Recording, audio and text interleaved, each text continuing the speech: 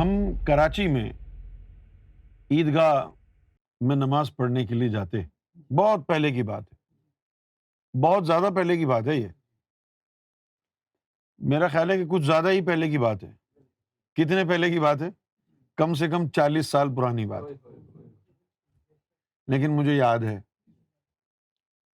تو عیدگاہ وغیرہ میں کوئی اسپیکر وغیرہ، لاؤڈ اسپیکر وغیرہ نہیں تھا، صحیح ہے؟ تو ایک امام آگے تھا، وہ نماز پڑھا رہا تھا، پھر 5-6 صفوں کے بعد ایک اور آدمی وہی تلاوت کر رہا تھا جو امام کر رہا تھا، سمجھے؟ اس کے پھر 5-6 صف بعد ایک اور کھڑا ہوا تھا، وہ بھی کر رہا تھا۔ جب مجمع لمبا ہوتا ہے تو آواز آخر تک پہنچ، اب فرض کرو کہ جب مسلم بن عقیل کوفہ گئے تو 40,000 آدمی ان کے پیچھے جو نماز پڑھ رہے تھے، اسپیکر تھا نہیں ہے، اب وہ گئے رکوع میں، اللہ اکبر، 40,000 آدمیوں میں جو آخری صف میں کھڑا ہے اس کو کیسے پتا چلے گا؟ پتا چل جائے گا اس کو؟ چلو سب لوگ جھک گئے تو پتا چل گیا، پڑھ کیا رہا ہے تلاوت میں یہ تو نہیں پتا چلے گا۔ تو ہم نے تو 8-8 9 آدمیوں کو دیکھا ہے جو ایک کے بعد دوسرے اس طرح کر رہے ہیں۔ اب یہ ایک مقصد کے لیے تھا، وہ مقصد کیا تھا؟ تاکہ آخری صف والے تک کو پتا چل جائے کہ تلاوت ہو رہی ہے، نماز ہو رہی ہے، یہ اس مقصد کے لیے تھا۔ اب ہم نے جو 3 امام رکھے ہیں یہ کس مقصد کے لیے رکھے؟ پوچھو ذرا۔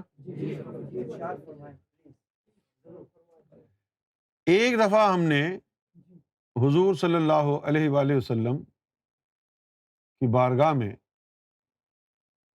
کچھ وقت گزارنے کا ہمیں موقع ملا، خاص وقت۔ تو اس ملاقات میں نبی پاک صلی اللہ علیہ وسلم نے پوچھا کہ چلو تلاوت کر کے بتاؤ۔ ہم نے تلاوت کر کے بتائی، فرمایا نہیں ایسے تھوڑی کرتے ہیں تلاوت، ایسے نہیں کرتے تلاوت، ایسے کرتے ہیں۔ پھر آپ نے تلاوت کی، جب آپ نے تلاوت کی تو ایک ہی وقت میں کئی آوازیں تلاوت کی آنے لگی، الحمدللہ رب العالمین، الحمدللہ رب العالمین، الحمدللہ رب العالمین، الحمدللہ رب العالمین، الحمدللہ رب العالمین۔ تو میں نے پوچھا کہ یا رسول اللہ یہ اتنی آوازیں کیوں ہیں؟ تو فرمایا کہ ہمارے سارے لطیفے تلاوت کر رہے ہیں۔ کیوں جی؟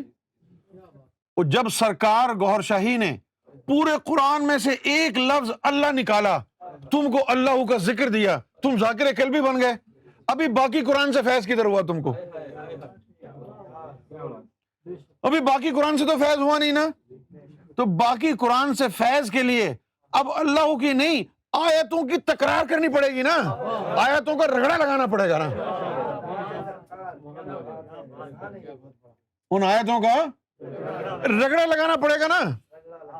ہاں وہ رگڑا لگے گا، لطیفہ قلب بھی پڑھے، روح بھی پڑھے، سری خفی یہ پڑھیں، ان کا آپس میں رگڑا لگے تو فیضان نبوت جاری ہوتا ہے نا۔ اور فیضان نبوت تو امت کو ہوتا ہے، اگر تم امتی ہوتے تم کو پتا ہوتا کہ یہ کون سا فیضان ہے۔ کیوں جی؟ اب جب ہم کو یہ راز ہوا تو ہم کو اجازت ملی کہ چلو تم ظاہر میں ٹرائی مارو، تو ہم نے ان 3 آدمیوں کو پہلے تو تلاوتیں کرائیں ایک خاص طریقے سے کہ یہ پڑھے گا، یہ اس کے آخری لفظ کے پڑھنے سے پہلے تو شروع کر دینا تاکہ بیچ میں وقفہ نہ آئے، کڑی ٹوٹے نا، اس کے ختم ہونے سے تو شروع کر دینا، تو اس سے آیتوں کی تکرار ہوتی، آیتوں سے ملاتا رہا آیتوں سے ملاتا رہا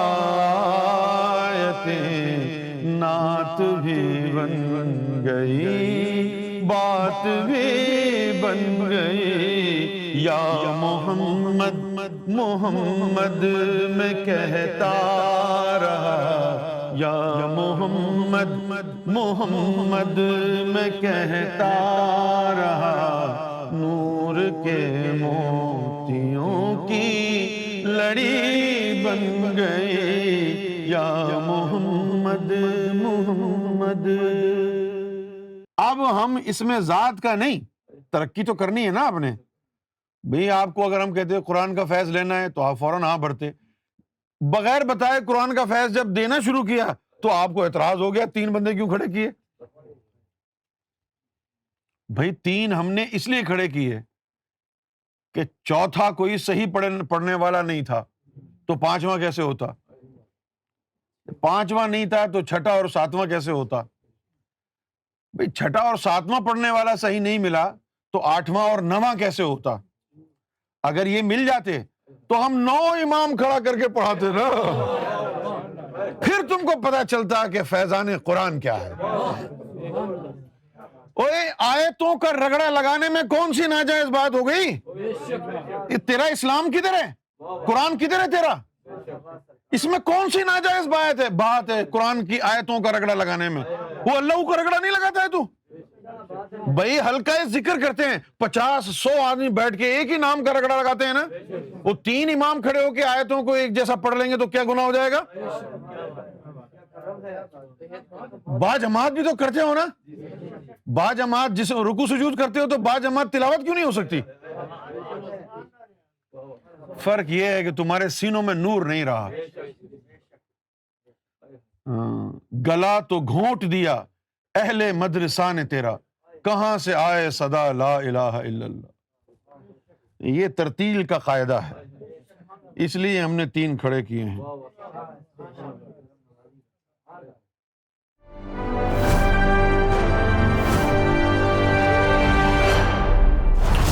TV, bringing light, love, and peace in your life.